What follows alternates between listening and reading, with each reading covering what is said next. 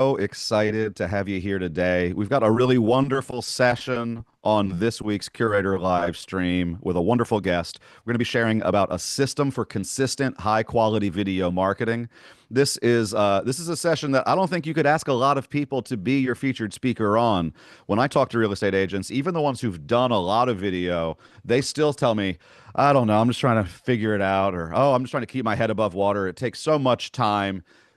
Today's guest is Dean Linnell. He has got a really great system dialed in. It allows him to create high quality, beautiful video marketing. But I think even more impressively is how frequently he's able to put it out on his website, on his YouTube channel, on his social, and really bake it into all of his communications with his sellers. It's just a really comprehensive system that allows all of his marketing and his messaging to be compelling, dynamic, to feature text and video in a really contemporary 21st century way that just feels authentic and impressive. We're going to teach you all about how he does it today. Dean, first things first, I just want to say thanks for being here. How are you this fine Thursday? I'm very good. Yeah, we're up in Whistler, BC here, and we've got a bluebird sunny day in the mountains. So I want to get this over with so I can go ride my bike or something. See, I like that. We're gonna make this as efficient as possible. I'm gonna do my best to just to stand by and get out of the way for you Yeah. to go through your content. You're up in Whistler. You've got 25 plus years of experience. Some say that you were the boy wonder of Canadian real estate just a few years ago. Now, truly, I really am just going to get out of the way today. Folks who are with us, get your pencils out, get ready to take some notes. Dean's going to share not just the what he does, but the how he does it. I'm going to give a really quick overview. I want to show you the end product. I'm going to show you how, like, what you end up with if you do things the way that Dean has done. So give me 1 second to screen share so that you can see. Here we are on Dean's site. I mentioned beautiful video. He's also got great images. I mean, is this where you were trying to get out on your bike? Not that exact spot, but yeah, it's pretty close. All right. Well, then, regardless, we are going to try to zoom through this as much as we can so you can get out there, Yeah. my friend. Yep. So you can see his video gallery here right on his homepage, showcasing the types of content that he creates, the best three Whistler properties this week, market update content, confused about Whistler property types. I know you're going to go into the different content buckets that you create. Five key tips for Americans buying property in Whistler. So all of these different types of content, you're getting property content, but you're also getting buyer and seller focused content, like high level. Like legalese and like real estate expertise being shown off, while also getting into some great stuff about your own content and of course property itself. So I love the way that the video is infused onto your site. Past that, you've got a beautiful YouTube channel with all kinds of content here. Check out the playlists. You get some really like YouTube type content, these verses. I know you're going to showcase all of these, but like the top three picks of the week, I know infuses into so much of your content. Lots of different great video content throughout. So with that, I just wanted to make sure that everybody saw kind of the finished product, what things look like when you've got that. Dean, I'm going to turn things over to you to explain how you get to having a robust video system the way that you have. Yeah, thanks, Steve. So I'm gonna just try and rip through a lot of stuff here. There's a lot to unpack. I've done this presentation to several other groups, and I did it with Tom Ferry a couple of months ago, and we had to break it into two 1 hour sessions. And I want to just kind of really go through this so you guys know how I do it and what I do. I've been a realtor up in Whistler since 1998. And we've had a pretty extensive YouTube channel starting in, I think I started in 2005, and we've got over 900 videos now, including reels and shorts. But yeah, so one of the things that I want to get out of the way right away is that don't expect to do much content honestly whatsoever unless you get a VA video editor.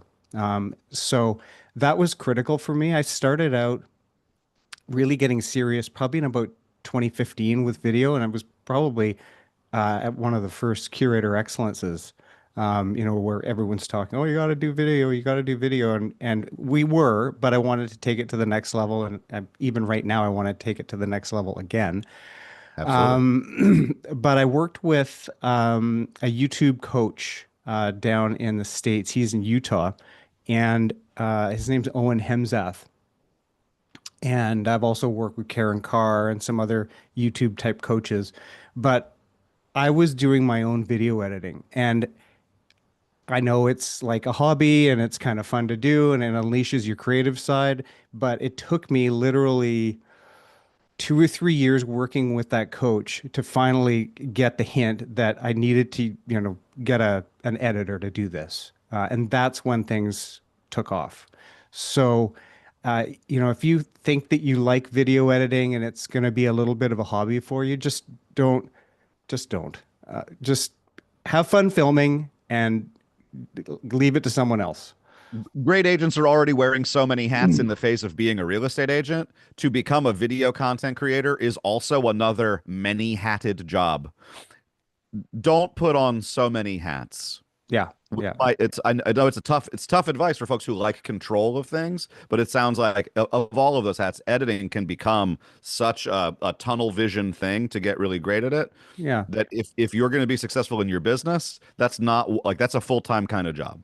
Yeah, and it's something that we're really trying to do is not just like spray out as many videos as we can. We've got content pillars that we focus on, and that's what I wanted to kind of start with before we get into techniques and all the different content types that we do are really where we start is I do property walkthrough videos. So every single listing that I do, I'll do a walkthrough, but I'll do it myself. So I film everything myself.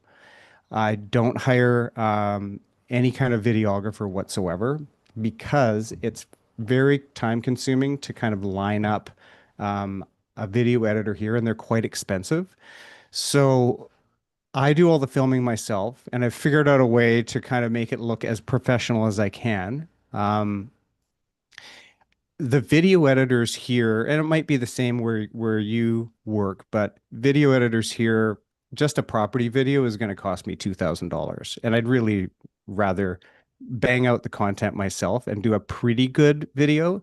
And I find that a rougher video is actually more authentic as well. And no discredit to Brad McCallum and everyone else, but I think that they've gone over the top with the videos and they're lovely. And also, Amit does amazing walkthrough videos and so forth. But um, I think that set the bar a little too high, and I think people are getting a little bit numb to that kind of content. It just seems to be a bit much, and I think they value more of a raw or authentic video, not crappy, but a little bit rougher. So that's what we try to do. So in the attempt, like obviously attention economy is what we're in. Brad's video is built for social. It is built for views. It's got pattern interruption. It's got editing techniques that are very much, I'm going to keep your eyes on my TikTok. I'm going to keep your eyes on my reels. You're creating, I would say, like, and there is vertical video in what you do, but it feels more like it is the real estate is the star rather than the there's almost like an HGTV quality of like, all right, this is content for people who like houses. You're doing content to sell a home. Yeah, and I also I want to be the consistency is what I'm after, and having my face in the video as much as possible, especially in the beginning and at the end of the video with intros and outros, Mhm. I find is pretty important because if I'm able to get these content types out 3, 4 times a week, then people are going to see me and get to know me a little bit more and in a bit more of an authentic way than super duper scripted, hyper edited. And that's kind of what we're after. So when you get over to the content types that we're doing, so the first one would be property walkthroughs. Every time we take a listing, I do the walkthrough video myself, and I'll talk about how I do that. The second one is we do talking head frequently asked question videos. So um, the one thing to keep in mind with those is that um, you can't have just you talking the entire time. You have to have B-roll. I'll talk about the B-roll soon. And we move over to talking head market update videos. So talking head is me in front of the camera talking, right? And it's an easy type of video to create. Then we move over to Loom screen share videos. So I rely heavily on Loom and what we're doing in those, and we've really started leveraging those over the past couple of months, is what does, $2 million buy you in Whistler? And then we started getting a lot of comments from videos like that where they were saying, well, I'd like to know, what does 500 buy me in Whistler? It, hint, it's not much. But, so the comments on YouTube were like kind of informing where we would go next with those types of videos. I Um, love that, like being able to create the feedback loop and literally point to, hey, you asked, we answered. Like you say, like you do FAQs. Like, yeah. well, somebody's got to A the queue. Yeah. And then, you part of it is you can like literally make that part of your next video. You can put the guy's question in and say, so and so asked, here you go. Now the next thing is we've been doing interview videos and they're a little more complex to prepare, and so I don't have a ton of them. During COVID, we did a bunch of them because there wasn't much else we could do. And then recently, we've been doing interviews with property managers here, and we focus it on just real estate related interviews. And that's the same with the FAQ videos and anything else that we do. I've tried to be sort of the real estate the mayor in Whistler for a couple of years there, doing interviews with, restaurants and doing reviews of businesses and stuff. So we have a playlist of that on our channel, but we've kind of stopped doing it. I really feel that if I'm going to crank out content, it's got to be something that I know and not trying to be, the tour guide for Whistler. There's so many other videos out there for that, and I want to just stay in my lane with real estate content. So that's good. And our we do a bit of real estate porn too, because we've got incredible properties here. But the problem is, so there's probably two or three agents in Whistler that have the high end locked up, where we've got properties up to 30 million here, and these guys do most of it, and I certainly get my share of that business. But if I'm going to do a real estate porn video of a gorgeous house, they typically won't let me touch it. They won't let me in to do any videos, promote myself in any way with their property. But it's really interesting because just over the past couple of weeks, they've kind of cracked. And when I've gone on a real estate tour, I went to a $13 million house the other day with a gorgeous pool overlooking the mountains. And there was a sign right on the table the realtor had put out saying, share away. And so I had a chat with him and he's like, no, it's they we really want to get this one out there. And then I went to another house of theirs, another one for 8 million on the water today. And it was the same thing. Like, no, share all your content, go for it, put it on YouTube. Like, okay, well this could be another content pillar because we've got a couple of videos where we've done a gorgeous home tour, and that's been like quadruple the views of anything we've ever had. So if we can kind of lean into leveraging some other people's listings like that, it would be fantastic. The one guy in our office here, he's actually the top realtor in Canada for gross volume. And it's an insane amount of business. So to be able to kind of tap into that would be nice for another content pillar. But that's basically all we're doing in content types. Will you go back through? So I want everybody who's watching to know that we have a resource that we're going to be able to share with you Yeah. that goes through Dean's tech, that goes through Dean's video content, the content pillars. So we'll be able to share that with you when you reach out. But I just want to make sure, like as you're taking notes here, if different ideas are sparking. So will you go back through those? We'll go back through those content types one more time for us. Yep. So it's property walkthroughs, talking head FAQ videos, market update videos, Then we go over to Loom screen share videos where I'm showing the back end of our listing system basically, and I'm showing I've pulled up, filtered, all the properties around 2 million or whatever that you can buy in Whistler, on the mountain or something like that. And so what this seems to do is it allows you to create marketing content for the whole world, but I know some of it you use to communicate with with sellers one to one or with different buyers or sellers that you're working with more directly. So it Yeah. is part of the consistency is that you are creating things that you can utilize in the micro, but also in the macro as well. Yeah, exactly. And so we're that's where we get into the Loom screen share stuff. And then of course the fifth pillar is the interviews, which as I said, we're not leaning into that too much right now because I can't uh corral the interviews. Sure. Yeah, that one. It sounds like It's would your trickier pro to tip. pull together. Yeah, pro tip there, like you said, like it's sometimes challenging to do, but knowing like I can stay in my lane because you've got a wide enough lane. I Yeah. think sometimes you see folks chasing trends, chasing silver bullet concepts, and it's like go for it. Like if that's part of your personality, if that's part of what's made you you, is like let me try the next thing, let me try the next thing, then keep at it. But if at a certain point you go, I've been chasing the next thing and now I've got so many spinning plates, but a few of them are hitting the ground and you're falling behind on consistency, Yeah. then maybe finding that way of saying, all right, I know what I like doing. I know what serves my business. That seems to be where at what point do you go, oh, the things that I've got are working for me. I Yeah. know that you're in a unique market. I think the last time we talked, you told me about the number of listings that you were carrying, and you're representing them solo. I know you've got a small team of support. You got VA. You've got a little bit of help, but like it's you as the Yeah. face. How many listings are you representing right now? We hold between 10 and 20 at any given time. Yeah. So that's another reason why the consistency and the ability to get things out quickly and not chase new ideas makes sense to me. If it's like if you're working that hard for that many sellers, like you got to get stuff out as efficiently as possible and to make Yeah. time for biking as well. Yeah. I mean, come on, you got to have a system. Now, how much YouTube do you watch, Steve? How much YouTube do I watch? I probably 30 to 60 minutes a day. Okay. Yeah. So, like, I'm on YouTube Premium. Yep. As a content creator, you should spend the money on it. So I watch a lot of YouTube. I Yeah. probably watch too much YouTube.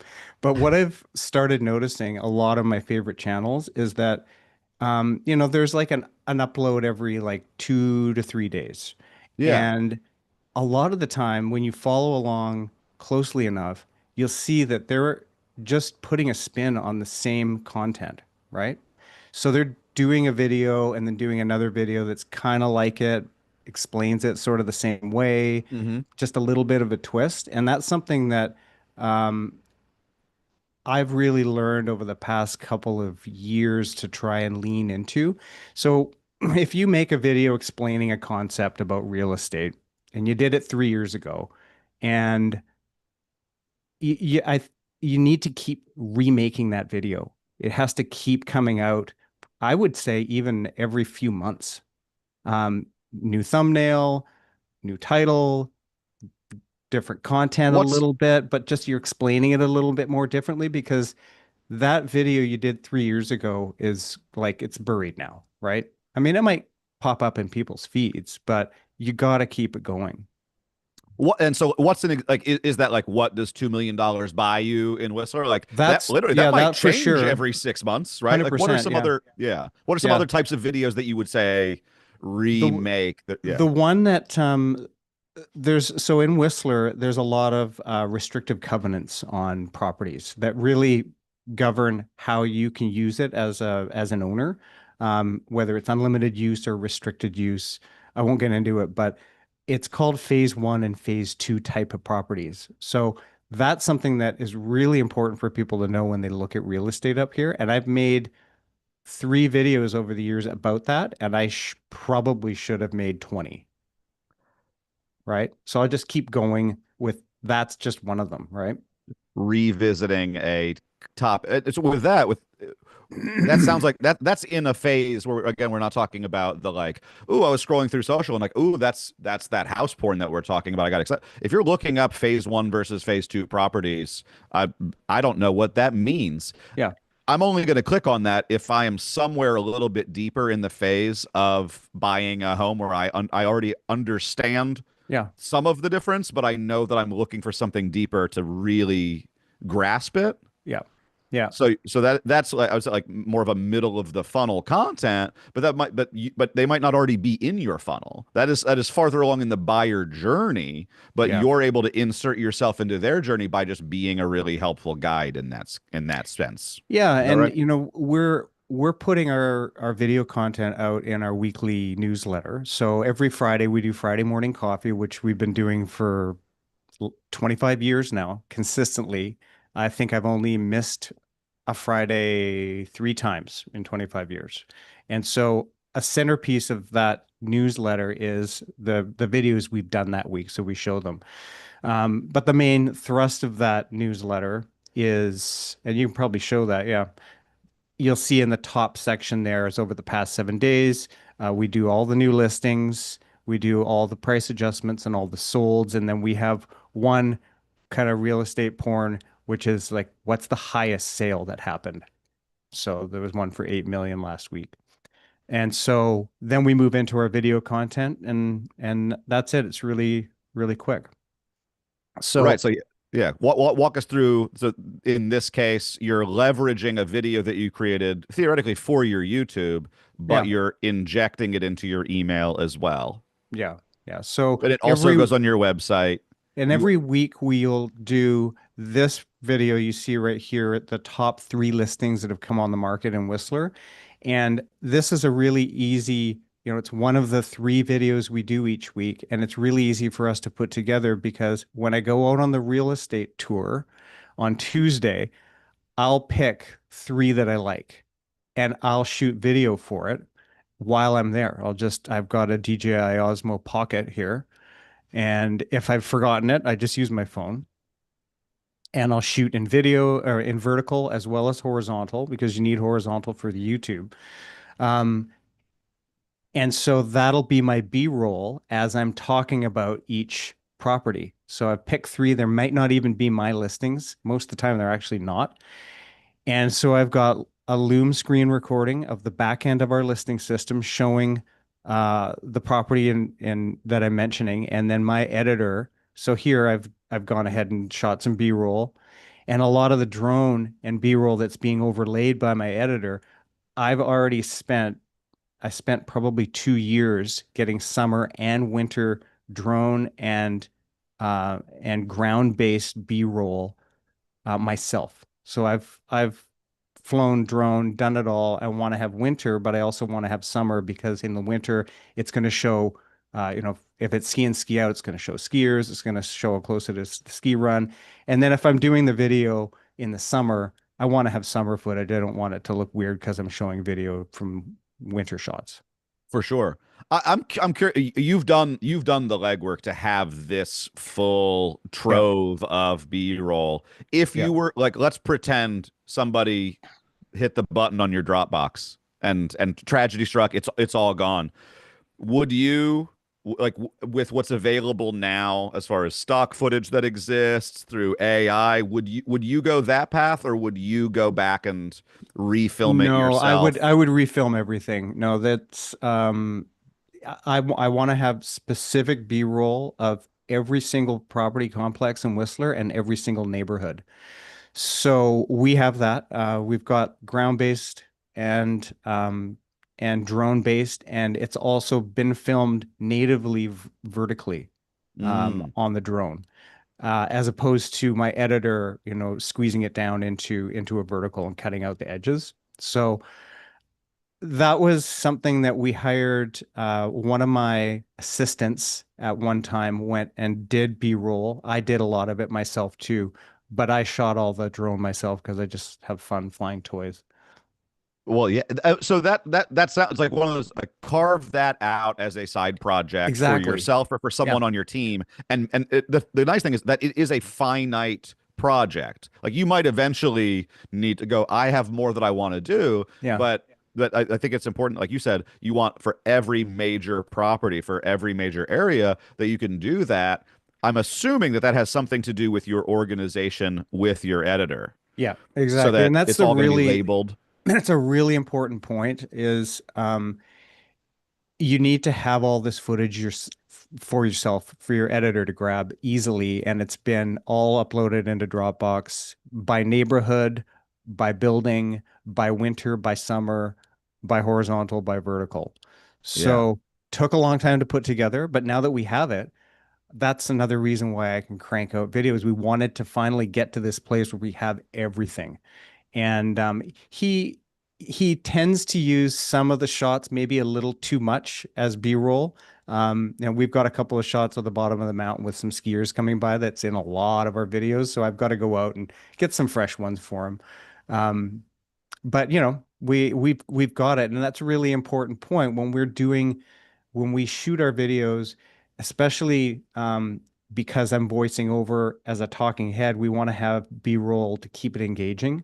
And so sure. that's, you know, otherwise people are going to click right off and, you know, just a straight up talking head of you just yakking at the camera is not great.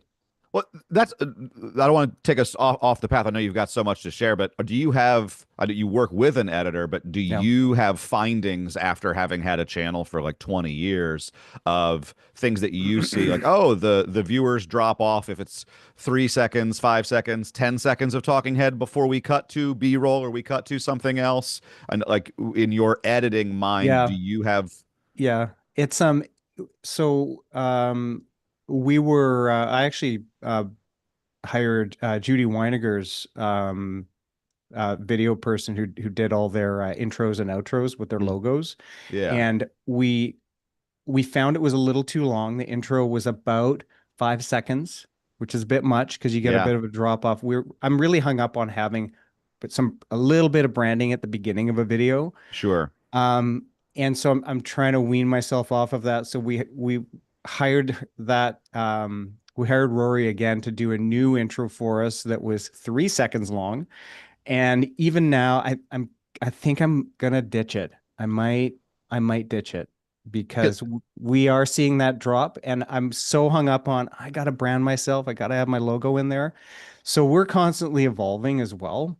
Um, that's something to just keep in mind. What I always think about with YouTube, I know that there's different versions, like what you're seeing on YouTube, if it's mobile versus desktop versus even if you're like on your Apple TV and you're watching it on your computer or on your television, the logo's gonna show up. Like I don't forget that you also like you have your profile picture that is representing your account there that people are seeing Yeah. as well. But that's like my marketing instinct goes to, oh yeah, you got to get your brand out there. You got to get your logo out there. They got to see it 7 times before they remember. Yeah. And then you go, wait, like your face Yeah. is in the video. You don't have to show your logo too. Like Yeah. they are choosing to consume your stuff, but it is a little bit of a gap from like from or a leap from that mindset that's like, yeah, put your logo there too, to when the data shows, hey, like they're clicking onto this video. They already know what this video is. They have a sense of who this video is from.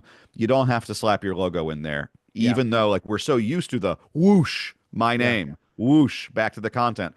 They're going whoosh, I'm out. Yeah. It's wild the attention span thing, how quickly they'll jump, but good lesson to learn. And the more I watch YouTube myself, and like I said, I watch too much YouTube. Um, it's I really like with the videos I watch, I like them to just get straight to it, right? Right. So I think we're going there. Yeah. Right. Think of your like if you're putting your logo in the beginning and it's a multi-second thing, the answer there is you're the audience for that. You're the one who wants it there. Yeah, And then totally. think about it when you're the audience for somebody else's, and it's like, hey guy, I already clicked the video. You don't gotta sell me again. I'm already here. Exactly. Yeah. Thanks for the tip, Steve. Sure thing. Hey, you're sharing so much with us, and anything I can do to help you and our audience as well. Speaking of our audience, we've got one question from our audience Okay. that Wendy surfaced for me. It's Yeah. a great question. How did you build your audience to watch these videos? Um, I'm not focused on the my performance on YouTube. Um, if you get what I'm saying, like what I've been focused on mostly over the past 10 years is having content to use elsewhere, predominantly the Friday morning coffee email, because I've Mm-hmm. got over 12,000 people on that list that get Mm-hmm. it every week. And so being able to show my face through video there was kind of the most important part for me. Um, we are just about to crest over 1,000 subscribers, which is like 1,000 more than anyone else with a channel in my town has. Um, so we're happy about that, but we're not focused on the numbers. And honestly, our views on our YouTube videos are they're not amazing. Like I'm not a Ken Pozek, with thousands and thousands of views. I'm happy if I get 500 views on a video because I know that the people that are watching are a lot of them are coming from Friday Morning Coffee, and there's some intent there. So and I love like because you see like this open rate is 37%, which is huge. That's like It's 3,000 always people. been 35 to 38% year after year. So you got this consistent like 3,000 opens, 3,000 plus opens. The click-through rate is honest, like that's the thing that should be studied. But I think it's Yeah, because you've got links to genuinely like up to date and interesting real estate information as well as the video. So yeah. you can see that you've got multiple links about new listings. You're getting a lot of clicks to that. New listings in Pemberton, you got price adjustments. So I think that ultimately it's all about that the full system, the well-roundedness. So then the follow-up question there is going to be how'd you build this audience of 12,000 people for your Friday morning coffee? So that's where pay-per-click comes in. So we've been doing pay-per-click since the beginning of time. And we don't do opt-in. We just dump people into a bucket and everybody gets this newsletter. Okay. Yeah. And if someone wants out, there's a unsubscribe at the bottom. And as of this one that we showed, opened by 3,136 people, 9 people unsubscribed. I'll Yeah, ta it's I'll take it's that fine. number. I'll take that It's number fine. every single week. If yeah. Yeah. Yeah. So um now we've toyed over the years with, well, and more recently this year with maybe dropping pay-per-click. Okay. Um, so the way my team is structured, it's just me and three virtual assistants. Um, and we have an overflow buyer agent. And so her job is to focus on our pay-per-clicks and Hmm. call them. Um, she doesn't get a lot of response, but my average sale price is 1,200,000. So if we just get one a year, I'm fine with it. You know Hmm. what I mean? Like, so Do you mind for if the I ask cost of what it, your general monthly budget for PPC is? we're about 1,000. About 1,000. Yeah. Yeah. So 12,000 for the It's year, not, and then it's not tons. no. Yeah. And we're And happy but with that. and again, this is where different strategies require different methodologies. But if you're saying we're doing some buyer PPC and we're not segmenting a ton, we're gonna feed it to a buyer's agent and we're gonna put them on Friday morning coffee. This is where Friday morning coffee as the destination singular email of your email strategy, it starts with here are the newest homes to buy in the markets that I work. It also features video content to show you. Like that's where like there's always a lot of talk like, oh, like really get super segmented so you can really craft the message to your unique audience. The idea is anybody who comes in to Dean's CRM is going to hear about the newest listings, the price adjustments, but it didn't take a lot of space. It was just those bullets with Yeah. links out to see the most relevant, up-to-date information. Yeah. It's And then just, there's the chance for you to talk about your top 3 listings. You could, and sometimes you have additional videos, additional content that you're featuring as well. But as yeah. a newsletter, it's about as tight a newsletter as I've seen. It's brief, it gets to the point, it doesn't take a lot of time to like it just so I feel like that's a really great win in, again, weekly consistency. If you're trying to segment and craft a bunch of different messages, yeah, you can use an AI tool to help shape different little messages for different little mini audiences. If you don't have that kind of time, a We don't do newsletter that. like this, Yeah, yeah, we don't segment our audience. We just do that once a week. We are also doing a deal of the week every Tuesday. So we've got Tuesday and Friday. okay, The other thing, just email wise, that we're doing in a segmentation is on Wednesday. One of my VAs will pull out all the firm sales that have happened for the past week, and mm-hmm. then we'll go into Lofty and we'll pull out all the owners that we have in our database that are in that complex that something is sold. Just send them an email, a personalized email saying, "Hey, this sold in your complex," and that works really well too. So basically, 3 email pieces a week, but the big one is Friday morning coffee. And because we dump every contact into it and every pay-per-click person into it, a lot of times, we get emails back on Saturday morning from people that are like, I don't know how I got on your list, but I want to look at this house tomorrow. Right. Sure. So that's great. Yeah, and I know like beyond that, like you mentioned, like using PPC to like it's so if they come in based on a property that they filled out information about, they're gonna be on the list for Friday morning coffee. Yeah. If they're on your website and they fill out the footer form, they're Yeah. gonna get Friday morning coffee. If they go to the menu and they specifically say, "Ooh, Friday morning coffee, what's that?" If you're driving traffic to that as well, this gives you the sense of exactly what that is, and you can log in, you can log your email address there and become a person who's getting Friday morning coffee And a that way. lot of a lot of people who've been getting Friday morning coffee for years, they send the link to their friends, and they'll. I always get people that say, "Hey, so and so told me to sign up, and I'm on your list now. Thanks a lot." So I love that. yeah, And that's one I know I've talked with one of our curator, longtime curator clients, Charles Cherney, recently, and he mentioned he'd love yeah, to have with like our clients send such great emails that people often enough say, I want to tell another person about it. And beyond just forwarding it, is there a way to within the email help them subscribe faster? So you've got the solution to it, which is already on your page. You've got a really easy to follow landing page to get on the mailing list. yeah. That might be a tip that we need to add for all of our curator clients sites is if you've got a weekly newsletter, put together a small landing page like this. That way, every recipient of your message that wants to share the great information that you're sending out to their friends so that they can seem cool, like they know what's going on, that it's super easy for them to share. There you go. Yeah. Now, what I wanted to do is I just wanted to transition over to kind of the nuts and bolts of how I'm able to get content out so quickly, which is kind of the point of uh, Absolutely.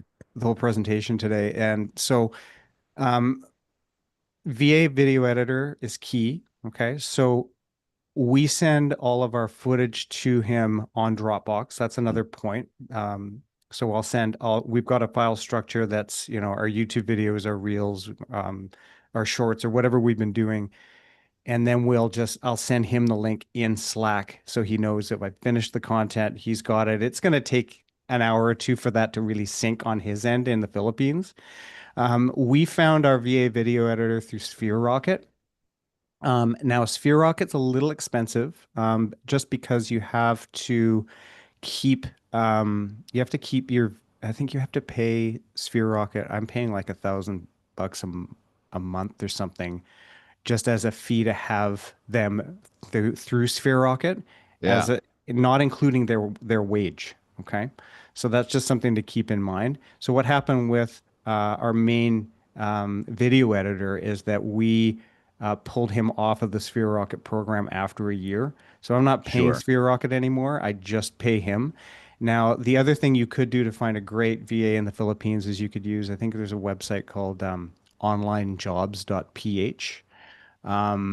But the nice thing with Sphere Rocket is that, there's the support in the back end to keep people to keep your VAs trained and vetted. We went through, I think, 10 interviews to find our most recent VA, who's been fantastic. So it's well worth it for us.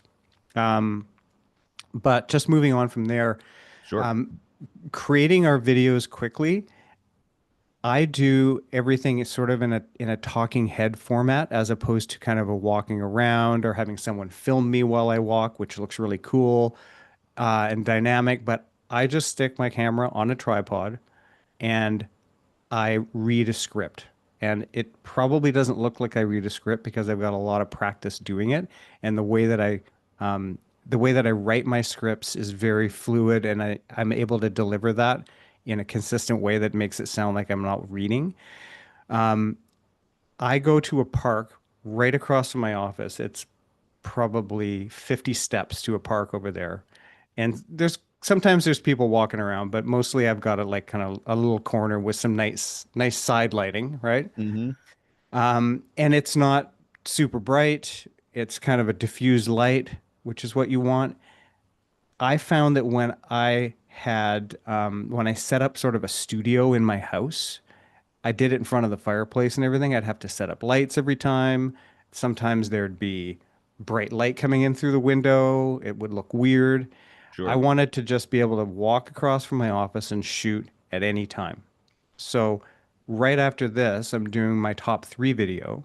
And on Tuesday, I got all the B-roll footage of the houses because I was on tour and I picked the ones I liked. So I shot that on this guy.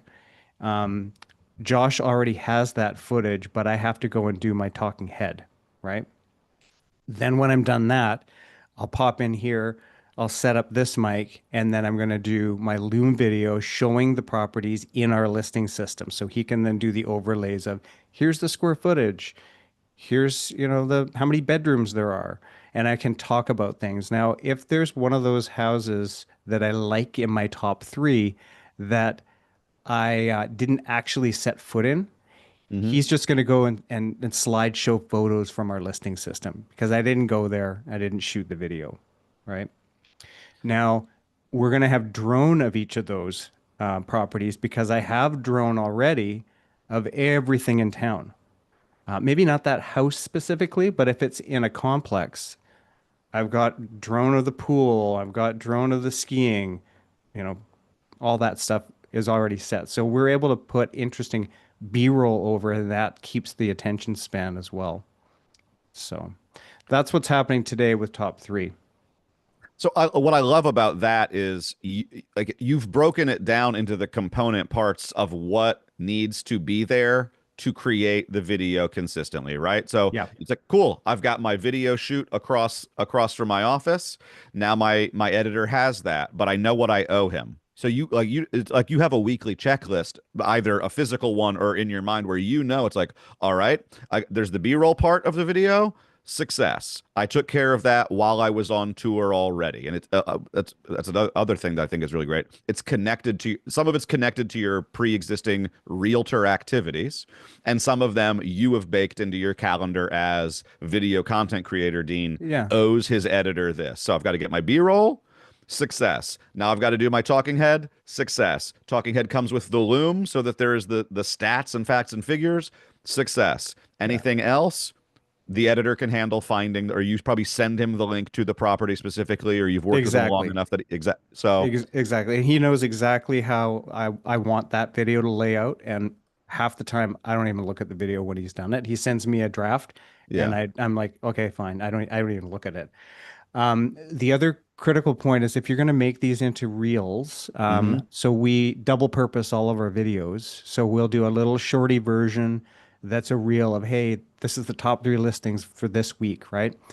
When I'm out filming, I have to also film in vertical. So it took me a long time to kind of remember to do that. So I shoot horizontal and vertical for everything, and that's including the drone. But when I'm out at the park doing my talking head intro and he'll use that entire he'll use my talking head, but I'll have to flip to a vertical with the camera to do another version of it vertically. So it's a little extra step, but it makes the reels look better. For sure. And I'm just gonna while you're talking, I'm just gonna kind of scroll through. You've got your reels here, so you Yeah. can see that there's a consistent. Again, it's back to consistency. You're getting consistent new videos on Instagram, staying in the algorithm. And Yeah. like you said with YouTube, YouTube is like the pillar so that you can fill up your email, which seems to be more of what's Yeah. going on. Yeah. You're getting several hundred views on all of these. These aren't going viral, but No, they're keeping you active on social. honestly, shouldn't say this, but if I could quit Instagram, I would. I don't love it.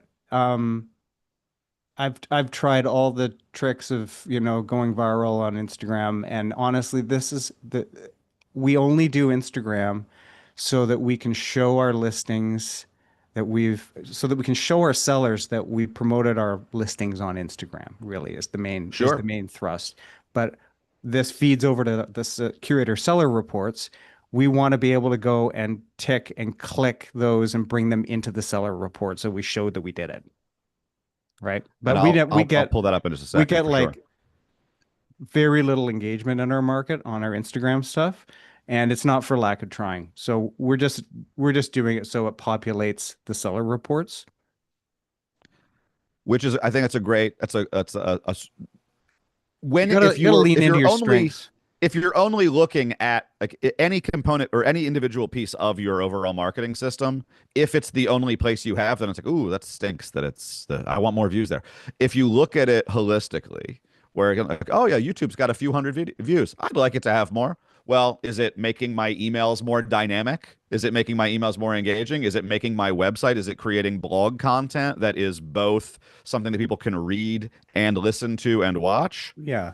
Well, and the next question is going to be, well, am I getting any business out of YouTube?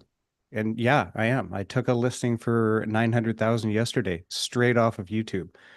The guy bought it 2 years ago. He's getting a divorce, and he's been on my. He said he's a subscriber on YouTube. He's not on my newsletter list, so he's not in my database. But he said he Hmm. was a subscriber on YouTube, and he's coming over from another, prominent agent in town, and he's seen all my content, and he wants to work with me instead of them. And he probably And it's not the wasn't. first. This isn't like one person. This is like a weekly occurrence off of YouTube. So that's made me want to really just focus in on making YouTube maybe not my sole lead pillar, but pouring a lot more energy into YouTube, which is saying a lot because we do a lot already. So it works. What and again, and I think that you're already doing such a smart thing, which is you're creating it. It's for YouTube, but like once you've got the video, it's like sure you have to remind yourself, film it vertically while I'm out here too. But while you're already creating video, how much more effort is it to go vertical to also have something for Instagram? Like if you're going to commit to Yeah. video, being on a couple of the major platforms, we're not saying you have to embrace TikTok. We're not saying you have to, don't be a realtor on Snapchat. A hot take from 10 years ago. If you want, and if in your market, that's where folks who are But actually buying and selling real estate well, are engaging, here's a fine. yeah, here's another take on Instagram, and this comes straight from Sharon. So Sharon Srivatsa, he mentioned to me, he said this many times. He just focuses on stories on Instagram, Yep. and it's more authentic because you're just out shooting content daily, what you're doing. And he's right, because whenever I share more stories, I get way more out of stories than any reel I ever put up. But I can't put stories on my I don't think we can do stories on seller reports, but it doesn't matter. But if you're looking for just pure engagement from people on Instagram, it's stories. Yeah. Stories would be one of the things that we are working to adding towards seller reports. We've got Okay. some additional stats to pull in and content to Yeah. pull in that our team Yeah. is working on continuing to add to. What I'm showing right now is one of our seller reports, and we, like Dean mentioned, you can showcase what you've done on social. You can see how many views across email, across Facebook, across Instagram. You can see how many folks engaged on social and with the emails. But then it even showcases the Facebook posts, the Instagram posts. You get carousels, whatever you've created that you, like you Yeah. said, if you Friday link morning it to coffees right there, the your Friday email morning coffee blast. email, because it's as a listing, you featured it in there as Yep. well, Yep. so that you're showing off the marketing work that you're doing. And how long does it take? I know you again. So you've augmented your seller report, your listing report with the Loom video that we've been talking about.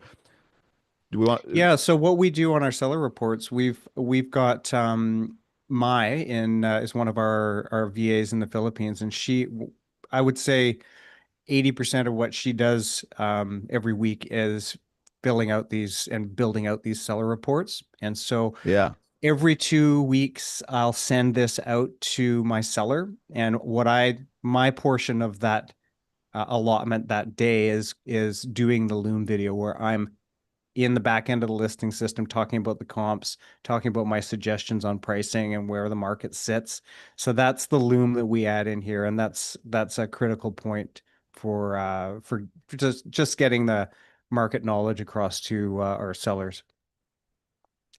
I love it. So yeah, so this is something that I see a lot of our clients, they create the seller report, they send it to the seller as part of that one-to-one communication. Yeah. But then I see, especially the mobile version, I see them screen recording, scrolling through to show off the Yeah. stats. Becomes Yeah. a really easy tool to show the next seller at the next listing presentation. This is the kind of communication that you're going to get from me. This is how I'm going to keep you up to date. So if Dean's saying every 2 weeks you're going to get an updated version of this with a new video, so it sounds like so some of these stats, the Facebook, the Instagram, and the email are auto updating every day. But if with what Yeah. you're doing, and I love that you're using it as like the vehicle of one of the vehicles of communication with your active sellers to add this in. So you're probably not telling them you can log in every day and see the views because you want them to watch this video where you walk them through more of the complete picture. Is that Yeah, right? and honestly, we we've been doing these seller reports at a pretty high level since they came out. Yeah. We really, really like them. We don't get much comment from our sellers on, oh, we've had so many views, and or why, why are the view counts down, or like that. None of that kind of matters to them. Yeah. They want to see the marketing we've done, but we just have that Loom video at the top because I think they really want to hear my synopsis of what's going on with the listing every 2 weeks. And then, of course, in between those 2 week periods where we send these out, I'm texting, talking to them too. So for the most part, we're chatting anyway.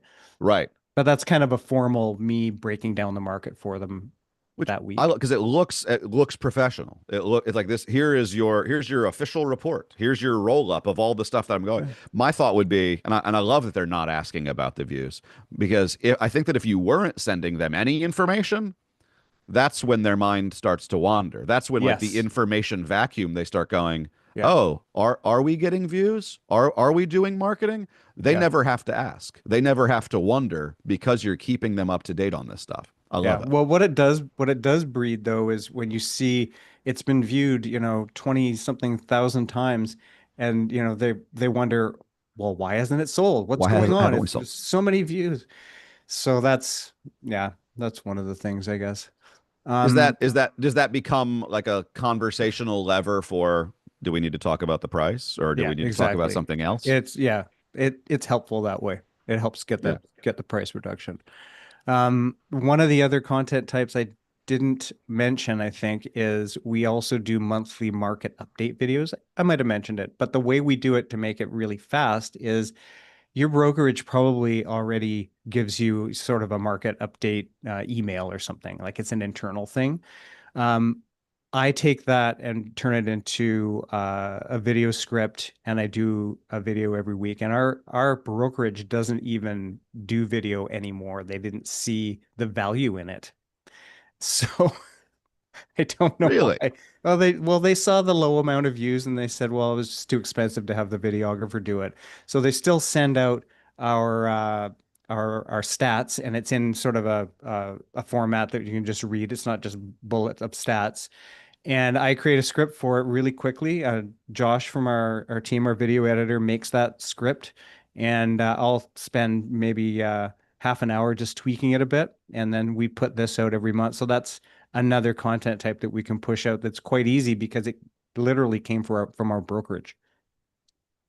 And then again, so you've this is here embedded into your seller report, but it's a YouTube video, so it's on your YouTube channel. I know you've got it on your blog as a both Yeah, video and written piece of content. So again, it's filling up all of your channels yeah. for that consistency. Now, one of the things I wanted to just kind of wrap up with Yeah. is there's a couple of really sneaky tips that you're going to want to know about reading scripts. Okay, so I use a Parrot teleprompter. So it looks like this. We get to see the real thing. Yeah. Okay. And so you put your phone on the bottom, and the phone app scrolls your script across. Um, if you're too close to the camera, it looks like you're reading, right? You've watched videos where you can see people's eyes, and I'm always watching to see if their eyes are moving because you want to, Yeah. I want to know if they're reading a script. Um, and I watched some filmmaking videos years ago about what type of lens and where to stand eliminates the eye moving or the perception of the eyes moving. So I Mm-hmm. use an 85 millimeter fixed prime lens. Okay. So write this down, 85 millimeter on a full frame camera with a 2.0 aperture on it. It's a fixed aperture. So that 2.0 aperture is going to give me a nice blurry background. So I'm in the forest. I've got some blurry trees in the background. Mm-hmm. Every video is the same. That's how I can crank them out. I go to the same spot. I film in the same place. You stand about 15 feet away from the camera, but because it's an 85 millimeter lens, it's zoomed in on your face. But because you're physically so far away from the lens, you totally can't see the eyes moving whatsoever. And when I'm in front of the computer or trying to read, I need reading glasses. I'm at that age now, but I've got hawk eyes from 15 feet. So I can read the teleprompter from 15 feet away, even though the text is like this. Mm-hmm. So that's my workflow on no eyes moving. Practice your videos, practice your scripts a couple times before you go out to shoot, and just make have that flow going. Other really key point: smile while you're talking. Okay, everyone forgets to smile. Sometimes I'll do a video and I'm like, you're not even. There's no teeth. There's nothing going on. You have to like physically grin more than you think you are and then keep that while you're talking. And then it looks way better. And don't forget to smile with your eyes. Smizing is Yes. still in because otherwise, teeth by itself does not equal smile. Yeah. So if it's just this, you know, Yeah. it start to get to like that uncanny valley. Yeah. So keep the literal light in your eyes if you're well lit, but also keep a little bit of that internal light in your eyes Yeah. and keep that pleasant Yeah. tone and look. So a It's couple other yeah. things on this point. So the tripod I use is a kind that's got a head that can be flipped vertically. So Mm-hmm. you don't want to screw around taking the camera off, changing head so you can get that vertical shot for reels. Yeah. So have a tripod head that actually moves sideways. Okay. And it's important because a lot of them don't, and you'll buy the wrong tripod and you're just screwing around. It's taking an extra 20 minutes to figure out how you can shoot vertically with the thing. Mm-hmm. Um, now, final point, you've probably watched so many of your YouTube videos, you're bored with them. Okay. Your audience is not bored with your videos because they haven't seen every single one of them. I've seen my 900 videos 10 times each. So I feel I might feel on a weekly basis that I'm getting bored of the content that I do. Your audience isn't. So that's one of the tips to consistency is just focus on your pillars and just keep cranking them and keep doing them. And you might get bored with them, but your audience isn't. That's one of the most helpful tips, man. It's I work as an actor in addition to my work as curator. I work in the theater, live theater. We rehearse, rehearse, rehearse, rehearse. The audience sees it one time Yeah, and they leave. They're going, "Oh my God, that was amazing." It's like, yeah, I'm a little over this play by now because totally. I've been Yeah. working on it for months. You've seen it. You've seen your 900 videos 10 times each. Not to mention the part when you were editing yourself, you were the one looking at frame by frame and like, oh, I heard me say that 17 times and I hate the way I sound and look and everything about it. Like, They are not, no one's Yeah, ever paying as much attention to you as exactly. you are. Yeah, Same as like whatever middle school trauma you might still be carrying on to. Everybody at the lunchroom table doesn't even remember whatever dumb thing you said or whatever weird sound came out of your face. You are thinking about it, they're thinking about themselves. So, whatever you can do to remind yourself you're the center of your own universe. You're not the center of everybody yeah, else's. You're one of many videos in the YouTube algorithm. You're not, it's not they're watching all of them back to back and judging and scrutinizing. It's like, no, you're lucky if you're catching 45 seconds of their attention. Make it a good, engaging 45 seconds. yeah. I mean, I don't want to go and shoot my top three video today, but I'm doing it anyway. And it's going to take me 45 minutes and it's blocked and I'm doing it. Man, I love it. I want to say, so you mentioned some of the tech, some of the gear that you've got. We put sorry, we put together a really great list of all of the tools, and I think maybe even some that you didn't even get a chance to mention. I can't believe how quickly the hour goes. You were right, my friend. Yep. Yeah. Um, but I think my even my connection's now overwhelmed by the sheer tonnage of information that you've shared. But so we put together this guide that shares the tech that you use, some of the stuff that you shared today, including that tripod with the ball head, including the teleprompter, the gimbal that we talked about, even showcasing the types of video content that you create, all those categories, the different channels, how you integrate them into your deal of the week, to your Friday morning coffee, into your seller reports. So if you want access to this guide, I hope you've been taking notes throughout, but we've got these even link out to the different products themselves, all the different tech. You can Yep. also go to Dean's Facebook page, his Instagram, even if he doesn't want you there, even if he wishes he could just stop being there altogether. But especially that YouTube. Please go subscribe to his YouTube so you can see the way that he continues to put out great high quality content consistently, to find more inspiration from what he's been doing. So if you want this guide, go to the Curator Instagram and DM us, and we'll send it to you. Yeah. Or email, like, or whatever email that you saw that you used to get onto this recording or to get onto this stream. Go ahead and reply to that email, and I'll make sure that we send you the guide to Dean's consistent high quality video system. My friend, final thoughts before we wrap. Not too much. It was great to see you. Thanks for having me on. Hey, my pleasure. Seriously, If thank you anyone ever so. wants to reach out, uh, I'll take a phone call too. You throw my cell phone on there if you want. I chat with people all the time about how I do it, so no problem. Hey, that's amazing. We're also, well, we've got a page on our curator website all about Dean.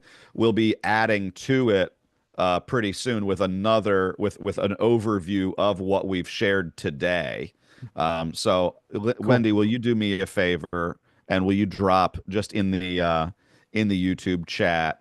Make sure everybody gets access to this page as well. It's got the links to Dean's site and to his social, and it kind of goes over Dean's overall approach to business. How we've got that's a beautiful shop, my friend. That's a Whistler is a gorgeous place, I gotta say. So we showcase a lot of the different ways that you leverage technology, the ways that you create amazing content to support your business. So All right. go ahead. And so yeah, don't be afraid to reach out to Dean if you've got questions. If you've got any questions about how Curator helps support him, you know where to find us, curator.com or in the YouTube channel. Go ahead and reach out.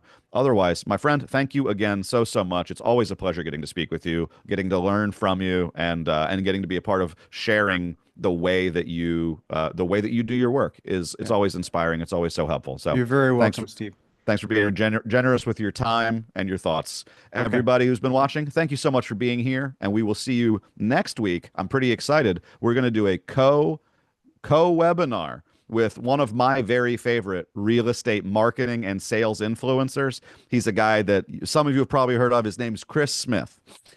Chris Smith, some relation. That might be my brother.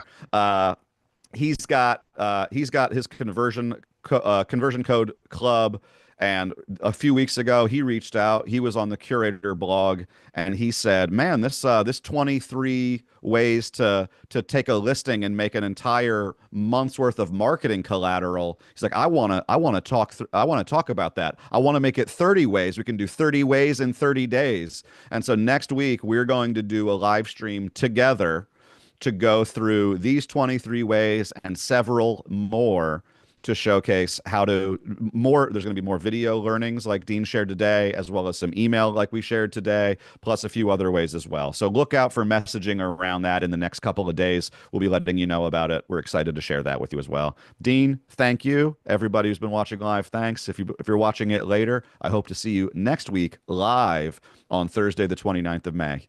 Everyone, have a great rest of your Thursday. Take care.